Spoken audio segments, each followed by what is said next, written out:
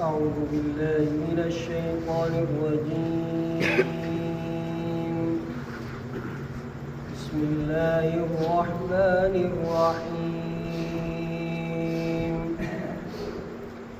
يا معشر الجن والإنس ألم يأتكم رسل منكم يقصون عليكم آياتي وينذرونكم لقاء يومكم هذا قالوا شهدنا على أنفسنا وغرتهم الحياة الدنيا وشهدوا على أنفسهم أنهم كانوا كافرين. ذلك أن لم يكن ربك مهلك القرى بظلم وأهلها غافلون ولكل درجات مما عملوا وما ربك بغافل عما يعملون. وربك الغني ذو الرحمة إن يشأ يذهبكم ويستخلف من بعدكم ما يشاء كما أنشأكم من ذرية قوم آخرين. إنما توعدون لآت وما أنتم بمعجزين. قل يا قوم اعملوا على مكانتكم إني عامل فسوف تعلمون من تكون له عاقبة الدار إنه لا يفلح الظالمون. وجعلوا لله مما ذرى من الحرث والأنعام نصيبا فقالوا هذا لله بزعمهم وهذا لشركائنا فما كان لشركائهم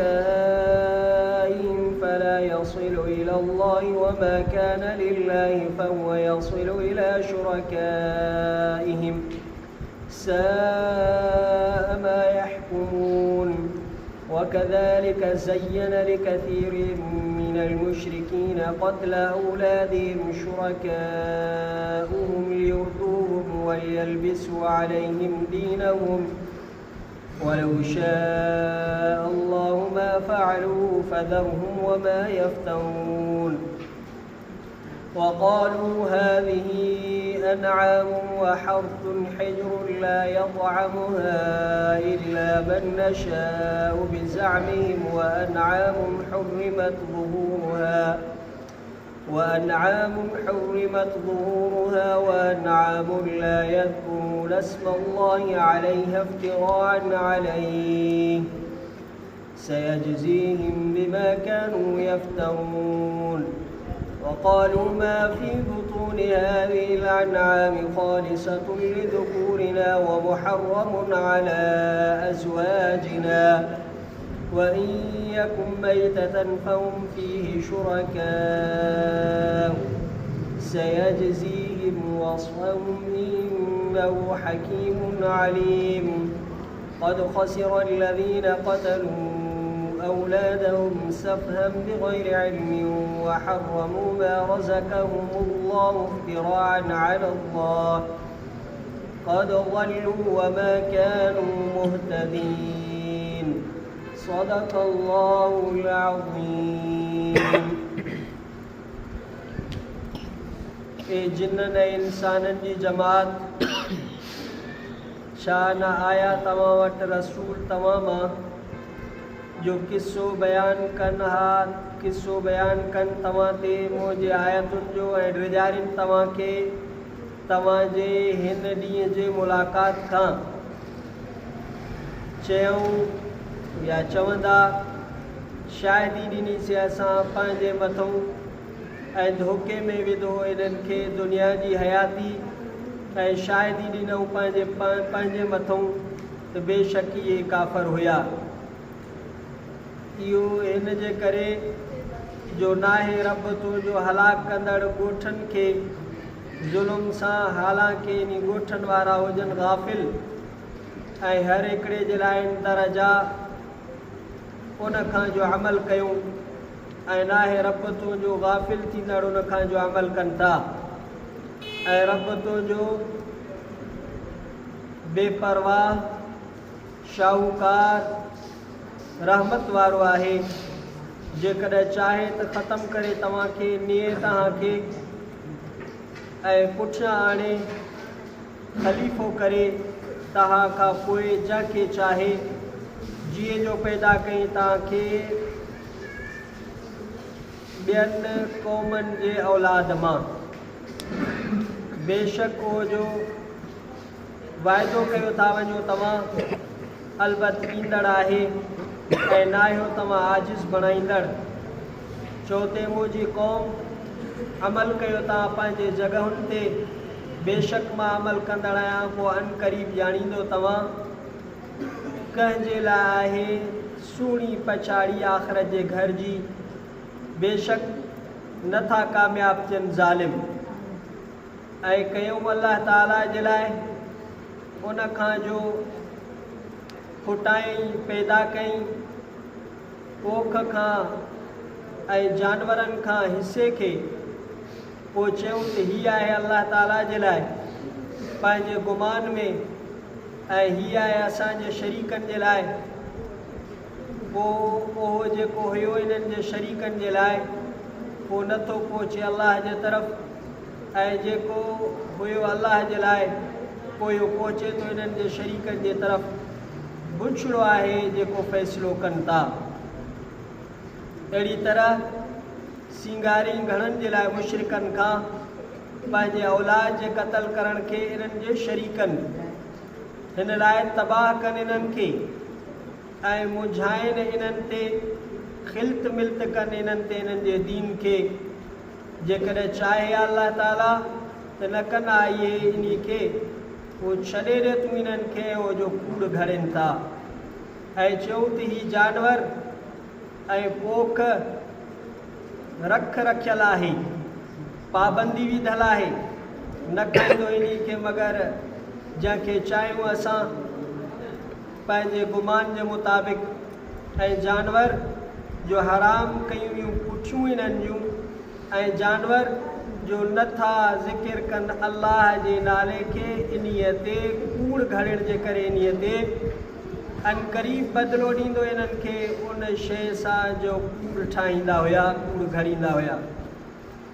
ऐं चयूं उहो जेको हिननि जानवरनि जे पेटनि में आहे ख़ालिस आहे असांजे मर्दनि जे लाइ ऐं हराम कयल आहे असांजे औरतुनि ते, असांजे घरवारनि ते। ऐं जेकॾहिं हूंदो हो मुअल पोइ इहे इन में शरीक हूंदा। अनक़रीब बदिलो ॾींदो इन्हनि खे इन्हनि जे बयान जे मुताबिक़।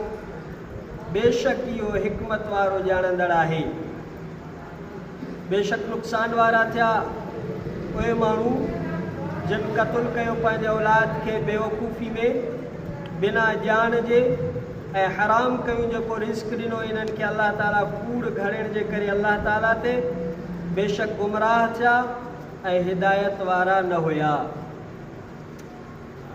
सूरह अनआम जो 15 रुकू, ॿिए सिपारे जो 3 रुकू, 8 सिपारे जो 3 रुकू ऐं आयत नंबर 129 खां आयत नंबर 140 ताईं मुकम्मल रुकू जी तिलावत कईसीं ऐं उन जो लफ़्ज़ी तर्जुमो पढ़ियोसीं।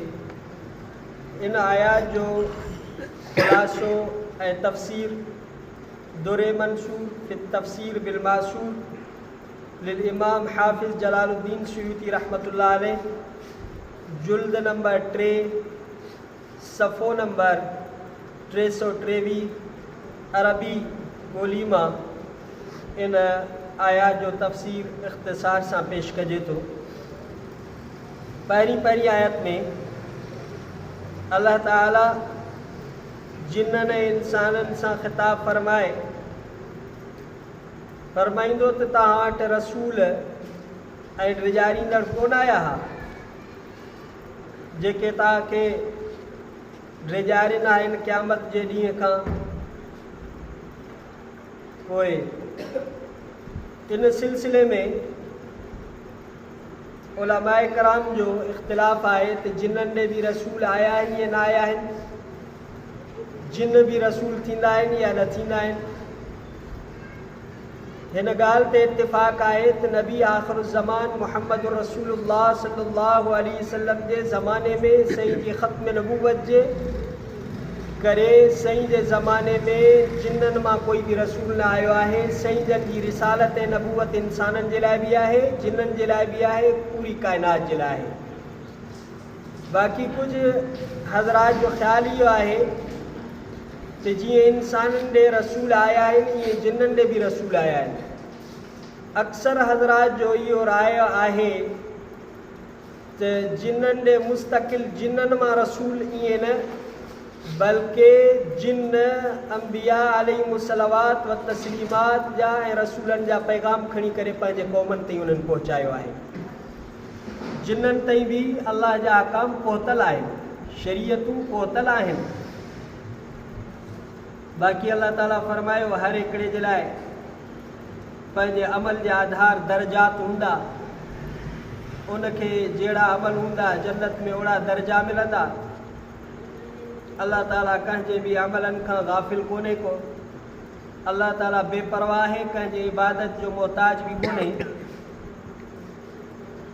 हिकिड़ी रिवायत में इब्न मुंज़िर ऐं अबू शेख ज़िहाक का रिवायत कनि था, फरमाइत अल जिन्न यदखुलून अल जन्नत व याकुलून व यशरबून। जिन्न भी जन्नत में दाख़िल थींदा, खाईंदा भी पीअंदा भी। ॿी रिवायत में अचे थो जंहिंखे इब्न मुंज़िर लैस का रिवायत कयो आहे, तख़रीज कई आहे, तो चए थो त मूंखे ख़बर पहुती आहे त जिन्ननि जे लाइ कोई बि सवाबु कोन्हे को। बहरहाल टी रिवायत में आहे जंहिंजी तख़रीज की अबू शेख आज़मा में लैस बिन अबी सलीम का, चए तो मुस्लिमुल जिन्नि ला यदखुलूनल जन्नत वलन नार। मुसलमान जिन जन्नत में भी दाख़िल न थींदा, जहन्नम में भी न दाख़िल थींदा। इहो इन जे करे त अल्लाह ताला इन्हनि जे अबे खे जन्नत खां कढियाओ, पोइ इन्हनि खे कोन मोटाईंदो, न कि उन्हनि जे औलाद खे। बहरहाल ॿी रिवायत आहे त जिन्ननि जे लाइ बि सवाबु आहे, छो त क़ुरान शरीफ़ में वलिकुल्लिन दरजातुम मिम्मा आमिलू, हर हिकिड़े जे लाइ पंहिंजे अमल जा आधार दरजात आहिनि। अबू शेख जी तख़रीज इब्न अब्बास रज़ी अल्लाहु ताला अन्हु का रिवायत आहे, फरमायूं त मख़लूक 4 क़िस्म आहे। पोइ हिकिड़ी मख़लूक समूरी जी समूरी जन्नत में हूंदी ऐं ॿी मख़लूक समूरी जे समूरी जहन्नम में हूंदी ऐं 2 मख़लूकूं जन्नत ऐं जहन्नम में हूंदियूं। जेका मख़लूक समूरे जे समूरा जन्नत में हूंदा पोइ मलाइका आहिनि। बाक़ी जहन्नम में जेके समूरे जा समूरा हूंदा उहे शैतान आहिनि। जन्नत ऐं जहन्नम में जेके हूंदा जिन ऐं इंसान आहिनि, इन्हनि जे लाइ सवाब बि आहे, इन्हनि जे लाइ सज़ा बि आहे। हकीम का तख़रीज आहे तिरमिज़ी में, नवादिर उसूल में, इब्न अबी हातिम का, अबू शेख का, तिबरानी का, हाकिम का सुन्ना में ऐं बैहकी में अस्माए सिफ़ात में नबी सल्लल्लाहु अलैहि वसल्लम फरमाया त जिन 3 क़िस्म आहिनि। हिकिड़ा जिन आहिनि जिन खे पर आहिनि, हवा में उॾनि था। ॿिया जिन आहिनि जेके नांग ऐं कुतनि जी सूरत में हूंदा आहिनि। ऐं टियों क़िस्म हूंदा आहे जिन खे लिबास वग़ैरह बि हूंदो आहे। ऐं किन रिवायतुनि में वरी अचे थो जंहिंजी तख़रीज अबी हातिम अबू शेख हसन खां कई आहे त जिन इहो इब्लीस जी औलाद आहे ऐं इंसान आदम अलैहिस्सलाम जी औलाद आहे। इन्हनि मां बि मोमिन हूंदा आहिनि, हिननि मां बि मोमिन हूंदा आहिनि। सवाब ऐं सज़ा में इहे शरीक आहिनि। जेको हिननि मां ऐं हुननि ॿिन्ही मां मोमिन हूंदो इहो वलीउल्लाह हूंदो। जेको हिननि मां ऐं हुननि मां काफ़र हूंदो इहो शैतान हूंदो, इंसाननि में हुजे या जिन्ननि मां हुजे। अहिड़े नमूने सां तख़रीज कई आहे अबी हातिम इब्न अनअम खां, फरमाई त जिन 3 क़िस्म आहिनि। हिकिड़ा जिन खे सवाबु आहे ऐं इन्हनि जे लाइ सज़ा बि आहे। ऐं ॿियो क़िस्म उॾंदड़ आहिनि जेके आसमान ऐं ज़मीन जे विच में। ऐं टियों क़िस्म आहिनि नांग ऐं कुता। इंसान बि 3 क़िस्म हिकिड़ा इंसान जेके अर्श रहमान जे साए में हूंदा क़यामत जे ॾींहुं, ऐं ॿिया इंसान अहिड़ा आहिनि कल अनआम बल हुम अव्वल, जानवरनि जे मिसाल बल्कि जानवरनि खां बि बदतर। ऐं टियां वरी जेके आहिनि सूरत इंसानी में आहिनि पर दिलियूं उन्हनि जूं शैताननि वारियूं आहिनि। शक्ल सूरत मुहांडो इंसानी अथनि पर दिलियूं शैताननि वारियूं अथनि। इब्न जरीर वहब बिन मुनब्बा खां तखरीज कई आहे त उन खां सवाल कयो वियो जिन्हनि जे बारे में त इहे खाईंदा आहिनि, पीअंदा आहिनि, मरंदा आहिनि, निकाह कंदा आहिनि। पोइ फरमायूं त इन्हनि में जिन्सूं आहिनि, ख़ालिस जिन। पोइ इहे हवा वांगुरु हूंदा आहिनि, हवा हूंदा आहिनि, खाईंदा बि कोन्हनि, पीअंदा बि कोन्हनि, मरंदा बि कोन्हनि, ॼमंदा बि कोन्हनि। ऐं इन्हनि मां कुझु जिन्सूं अहिड़ियूं आहिनि जेके खाईंदा बि आहिनि, पीअंदा बि आहिनि, निकाह बि कंदा आहिनि, मरंदा बि आहिनि। अहिड़ी क़िस्म जूं जिन्सूं आहिनि। हिकिड़ी रिवायत आहे अजीब, ऐं इहा रिवायत मुंहिंजे मुताले मां बि अॼु पहिरियों दफ़ो गुज़री आहे। सफ़ो नंबर 325 अबू शेख जी तखरीज सां आहे, ज़ैद बिन जाबिर खां आहे। फरमाई त मुस्लमाननि जो को बि अहिड़ो घर न हूंदो आहे मगर उन्हनि जे छत में मुस्लमान जिन हूंदा आहिनि। डिॼी न वञिजो, अलाह जी मख़लूक आहे, मथां चओ त मौली साहिबु डिॼारे छॾियो। इदा वदा गदाहुम नज़लू फतगदौ माहुम, जॾहिं मांझांदो कंदा आहिनि पोइ इलाही अची उन्हनि सां मांझांदो कंदा आहिनि। पोइ जॾहिं इशाइयो कंदा आहिनि, राति जी मानी खाईंदा आहिनि, पोइ इलाही अची उन्हनि सां इशा कंदा आहिनि।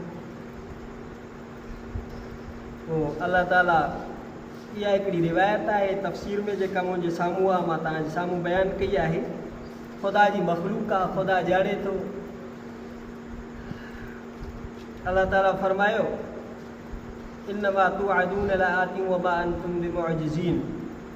अलाह जो जेको वाइदो आहे उहो पूरो थियणो आहे ऐं तव्हां अलाह ताला खे आजिज़ नथा करे सघो जो उहो पंहिंजा वाइदा पूरा न करे सघे। ए क़ौम, तव्हां पंहिंजे पंहिंजे जॻहियुनि ते अमल कंदा रहो, पोइ ख़बर पवंदी त पछाड़ी वारो घर, कामयाबी वारो घर कंहिंजे लाइ आहे। ज़ालिम माण्हू कॾहिं बि कामयाबु न थींदो आहे। ज़ुल्म तबाही आहे, ज़ुल्म नाकामी आहे। पोइ ज़ुल्म जो खणी पकड़ देर सां थिए या सवेर थिए, बहरहाल ज़ालिम कॾहिं बि कामयाबु कोन थींदो आहे। उन खां बाद में अल्लाह ताला फरमायो त मुशरिकीन पोख में, जानवरनि में हिसो हिकिड़ो अलाह जे लाइ मुक़ररु कंदा ऐं हिसो शरीकनि जे लाइ मुक़ररु कंदा हुआ। इन जो कुझु वरी तफ़सील मारिफुल क़ुरान मां मुख़्तसर अर्ज़ु कयां थो। ऐं ॿी उन्हनि मां इहा आदतूं ख़राबु हुयूं जो मुशरिक पंहिंजे औलाद खे क़तल कंदा हुआ। न्याणियूं ज़िंदा दफ़न कंदा हुआ, ज़िंदा दरगोर कंदा हुआ। इहो इन्हनि जे लाइ शैतान सिंगारींदो हो। इन्हनि जा शरीक इन्हनि खे इहे ॻाल्हियूं सिंगारे ॾींदा ताकी इन्हनि खे तबाह कनि ऐं इन्हनि जो दीन इन्हनि जे मथां ख़िल्त मिल्त करे छॾनि, मुंझाए छॾनि। पोइ ईअं कंदा हुआ। ऐं जानवर ऐं पोख हिकिड़नि ते पाबंदी विझी छॾींदा हुआ त हे कोई बि न खाईंदो, जंहिंखे असां चाहियूं त उहो खाईंदो। ऐं हिकिड़नि जानवरनि जे पुठी ते बार बरदारी खे बि हराम करे छॾींदा हुआ। उन्हनि जे खीरनि वग़ैरह खे बि हराम करे छॾींदा हुआ। उन्हनि जे पेट में जेके फर हूंदा हुआ उहे मर्दनि जे लाइ औरतुनि जे मथां हराम करे छॾींदा हुआ। अलाह ताला फरमायो त इन्हनि समूरनि खे इन्हनि जे कई उधन अमलनि जो बदिलो मिलंदो। इहे नाकाम आहिनि जेके पंहिंजे औलाद खे बेवकूफ़ी में, जहालत में, बिना इल्म जे क़तल कंदा हुआ। अलाह जेको इन्हनि खे रिज़्क़ ॾिनो उनखे हराम कंदा। इहे सभु रब साईं जे तरफ़ निस्बत करे इहे कूड़ियूं ॻाल्हियूं कंदा हुआ। इन्हनि जूं जेके कुझु आदतूं मुशरिकीन जूं हुयूं, इन्हनि आयतुनि में जेके अलाह ताला बयानु फरमायूं आहिनि उन्हनि जो इख़्तिसार सां तफ़सीर बयानु कजे थो। मारिफुल क़ुरान जुल्द नंबर 3 सफ़ो नंबर 463 खां। उन्हनि जूं कहिड़ियूं आदतूं ऐं रसूम जाहिलियत जूं हुयूं जिन खे क़ुर शरीफ़ बयानु कया। पहिरें नंबर ते त अन्न फल अनाज वग़ैरह मां कुझु हिसो अलाह जे नाले ते कढंदा हुआ, कुझु हिसो बुतनि ऐं जिननि जे नाले ते कढंदा हुआ। पोइ जेकॾहिं इतिफ़ाक़ सां अलाह जे हिसे में कुझु हिसो बुतनि जे हिसे में मिली वञे त उनखे अहिड़ी तरह मिलियल रखणु छॾे ॾियनि, ईअं न कंदा, बल्कि उबतड़ कंदा, उनखे कढी करे वरी बुतनि जो हिसो पूरो कंदा हुआ। चवंदा त बुत मोहताज न अलाह गनी आहे, तंहिंजे करे अलाह जे हिसे मां खुटो त ख़ैर आहे, बाक़ी बुतनि जो हिसो न खुटे। हिकिड़ी आदत उन्हनि जी इहा हूंदी हुई त पोइ उनजो हिसो। ॿी आदत उन्हनि में इहा हुई त बहीरा साहिबा जानवरनि खे बुतनि जे नाले ते छॾे ॾींदा ऐं चवंदा त इहे अलाह ताला जी रज़ा जे लाइ आहिनि। इन में बुतनि जो हिसो इहो हूंदो हो जो इबादत उन्हनि जी कंदा ऐं हिसो इहो चवंदा त इहो अलाह जी रज़ा जे लाइ, छॾींदा बुतनि जे लाइ पर चवंदा त इन में राज़ी अलाह थींदो। इहा ॿी इन्हनि में आदत हूंदी। टी इन्हनि में आदत इहा हूंदी त दुख़्तरी औलाद खे माना न्याणियुनि खे क़तलु करे छॾींदा हुआ, ज़िंदा दफ़न करे छॾींदा हुआ। टी आदत उन्हनि में इहा हूंदी। हाणे बि मुआशिरे में तव्हां सर्वे कंदो न, के अहिड़ी जहालत ज़दा माण्हू आहिनि जो उन्हनि जे घर में न्याणी ॼमंदी आहे त उन्हनि जा उन ज़माने जे मुशरिकीन वांगुरु मोह कारा थी वेंदा आहिनि ऐं उन्हनि खे कावड़ लॻंदी आहे, घर वारनि ते तशद्दुद कंदा आहिनि। हे उहा ई उन ज़माने जे मुशरिकीन जी रस्म ऐं आदत आहे। चौथी रस्म उन्हनि जी इहा हूंदी त कुझु बनी वग़ैरह बुतनि जे नाले ते वक़ुफ़ करे छॾींदा हुआ। बुत हे बुतनि जे लाइ, हे ज़मीन, हे ज़रात, हे बाग़ वग़ैरह।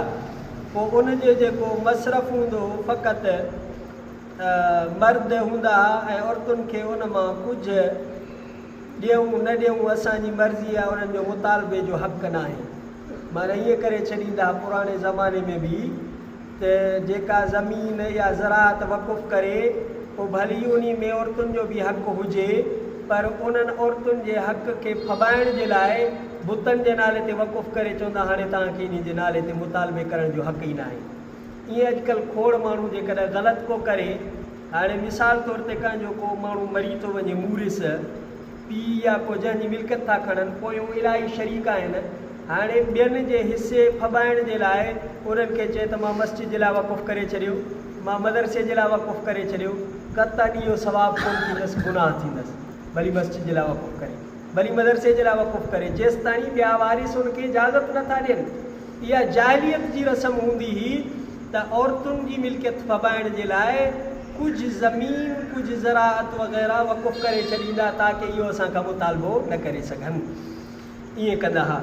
पंजे नंबर ते रस्म उन्हनि जी ईअं हूंदी त जेके जानवर आहिनि बाज़ खे मर्दनि जे लाइ ख़ासि करे छॾींदा त हे बाबा हिननि जानवरनि जो इस्तेमालु जेको आहे सिर्फ़ु मर्द करे सघंदा, औरतूं इस्तेमालु न करे सघंदियूं। पंजे नंबर ते। छहें नंबर ते रस्म इहा हूंदी त जेके जानवरनि खे बुतनि जे नाले ते छॾींदा त उन्हनि ते सवारी बार बरदारी खे हराम सम्झंदा हुआ त हाणे हिन ते सवार बि न थींदो ऐं हिन ते को वज़न वग़ैरह बि न खणबो। सतें नंबर ते उन्हनि जी रस्म इहा हूंदी त कुझु चौपाया जानवर मख़सूस हुया जिन ते कंहिं मौक़े ते अलाह जो नालो न वठंदा हुआ, न उन्हनि जो खीर ॾोहंदा हुआ, न सवार थींदा हुआ, न ज़बह करण वक़्तु उन्हनि ते बिस्मिल्लाह पढ़ंदा, कुझु मख़सूस ईअं करे छॾींदा हुआ। 8 नंबर ते रस्म इहा हूंदी त जिन जानवरनि जो नालो बहीरा ऐं साहिबा रखी करे बुतनि जे नाले ते छॾे ॾींदा हुआ, उन्हनि जे ज़बह जे वक़्तु जेकॾहिं उन जे पेट में फर ज़िंदा निकिरंदो त उनखे ज़बह कंदा हुआ, पर उनखे सिर्फ़ु मर्दनि जे लाइ हलाल सम्झंदा हुआ, औरतुनि जे लाइ हराम सम्झंदा हुआ। जीअं मिसाल तौर ते का गऊं आहे, मेह आहे, ॾाची आहे, बकरी आहे, हाणे उहा ढुकी आहे, उन जे पेट मां को फर ॼमे थो पर ज़िंदा आहे। हाणे उन फर खे कुही करे फर जो गोश्त वरी मर्दनि जे लाइ हलाल सम्झंदा, औरतुनि जे लाइ हलाल न सम्झंदा हुआ। इहा रस्म उन्हनि जे अंदरि हुई। ऐं जेकॾहिं फर मुअल निकितो पोइ सभ जे लाइ हलाल सम्झंदा, जेकॾहिं पेट मां फर वरी मुअल निकिरंदो हो पोइ चवंदा मर्दनि जे लाइ बि हलाल आहे, औरतुनि जे लाइ बि हलाल आहे। 9 रस्म इहा हुयनि त बाज़ जानवरनि जो खीर बि मर्दनि जे लाइ हलाल, औरतुनि जे लाइ हराम सम्झंदा हुआ। 9 रस्म इहा आहिनि त कुझु जानवरनि जो खीर मर्दनि जे लाइ हलाल सम्झंदा हुया ऐं औरतुनि जे लाइ हराम सम्झंदा हुया। ॾहीं रस्म उन्हनि में इहा हुई त बहीरा, साहिबा, वसीला, हामी 4 क़िस्म जे जानवरनि जी ताज़ीम खे इबादत सम्झंदा हुआ। इन्हनि जो तफ़सील असां पोइ हिते पढ़ी आया आहियूं त इन्हनि जी इज़त करण खे इबादत सम्झंदा हुआ। ऐं इहे सभु रिवायतूं दुर मंसूर रूहुल मानी में हज़रत इब्न अब्बास रज़ी अल्लाह तआला अन्हु, मुजाहिद इब्न ज़ैद सुदी का बतखरीज इब्न मुंज़िर, इब्न अबी हातिम, इब्न अबी शैबा, इब्न हुमैद का मनक़ूल आहिनि। इहो तफ़सील हुयो अॼु के तफ़सीर जो। अल्लाह ताला असांखे पंहिंजे कलाम मुक़द्दस खे सम्झण जी तौफ़ीक़ अता फ़रमाए। ज़िंदगी रही सुभाणे या रुक सुभाणे तिलावत कंदासीं। रब्बना आतिना फ़िद दुनिया हसनतन व फ़िल आख़िरति हसनतन व क़िना अज़ाबन्नार। अल्लाहुम्मा इन्नका अफ़ुव्वुन करीमुन तुहिब्बुल अफ़्वा फ़अफ़ु सल्लल्लाहु अलैहि वसल्लम। ला इलाहा इल्लल्लाह मुहम्मदुर रसूलुल्लाह।